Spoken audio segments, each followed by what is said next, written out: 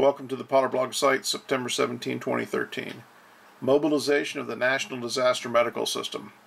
That's what's indicated by a large series of FEMA requests and contracts released today and in recent days.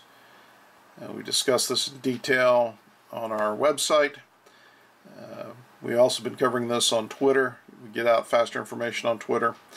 But here's the details, or here's one of the key things that's giving this away. And that is something as innocuous as clothing commodities. A request from FEMA for clothing commodities. Now let's look at this in just a little bit of detail, exactly what they're asking for here. Now notice this.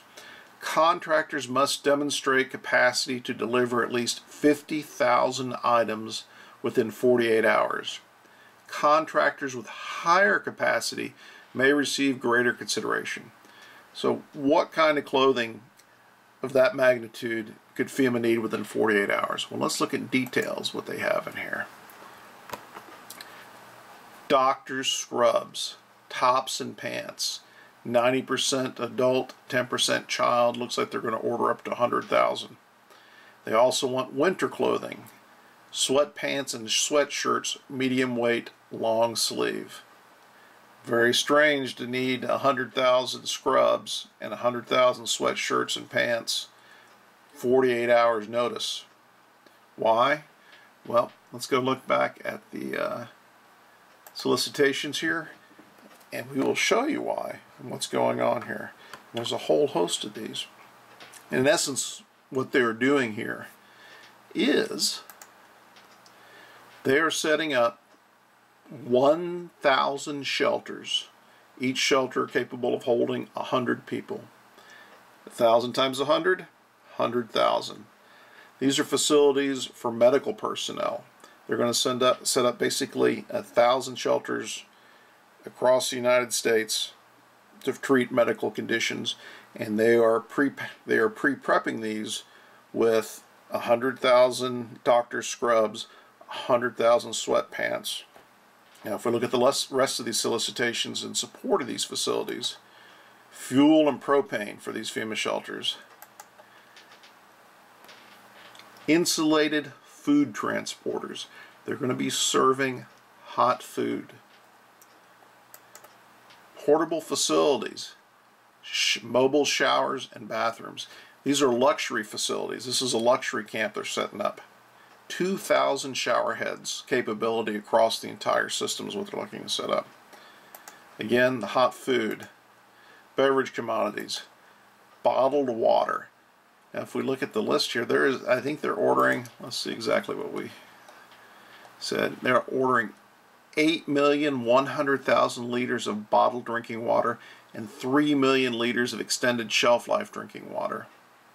They want 1,000 shelters, each holding 100 people, mobile showers, enough fuel, hot food delivery containers, sundries, protective equipment, hygiene equipment, and to supply.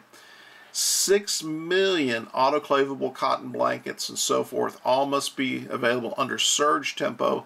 Again, typically 48 hours notice. So let's again look at the rest of these. These are the food containers, beverage containers, bottled water. There's also an order here for tarps, may or may not be associated.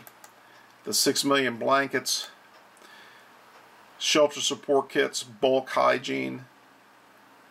They're talking shower caps, feminine products, all sorts of stuff.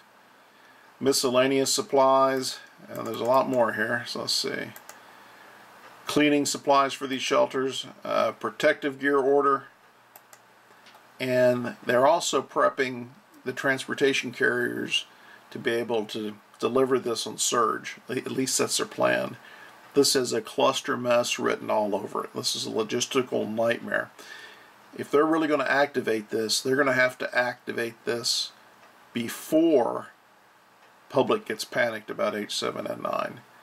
Because if H7N9, if a pandemic that's dropping people like flies is going on, and they're planning to put this on 48 hours delivery notice with an ongoing pandemic, yeah, you can expect transportation to grind to a halt across the country. They have just set up their first NDMS capabilities, of course, where they did a trial run small-scale trial run where they brought in 10 people from 10 disaster medical assistance teams from 10 different states to attend the pilot fundamental course, sort of a dry run. There's a video out here available on YouTube. We'll have a link for that.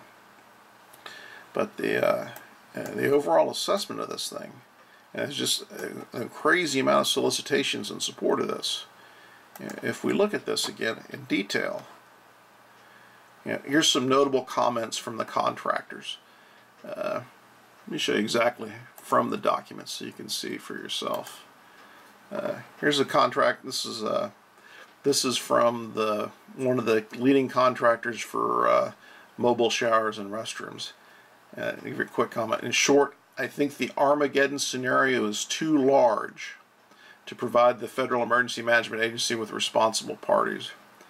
And here's an interesting thing here, a little giveaway, is they're asking, since it's so large, could my company just bid on the 20 camps in California, and the 5 in Oregon and the 5 in Washington? So they're trying to get just part of the deal here. But let's see what they say. It says, I have questions regarding the solicitation, specifically in reference to the scenario. I've been in the mobile facilities business for over 10 years, and I do not know of anyone, nor even a combination of the largest 3 companies in the country,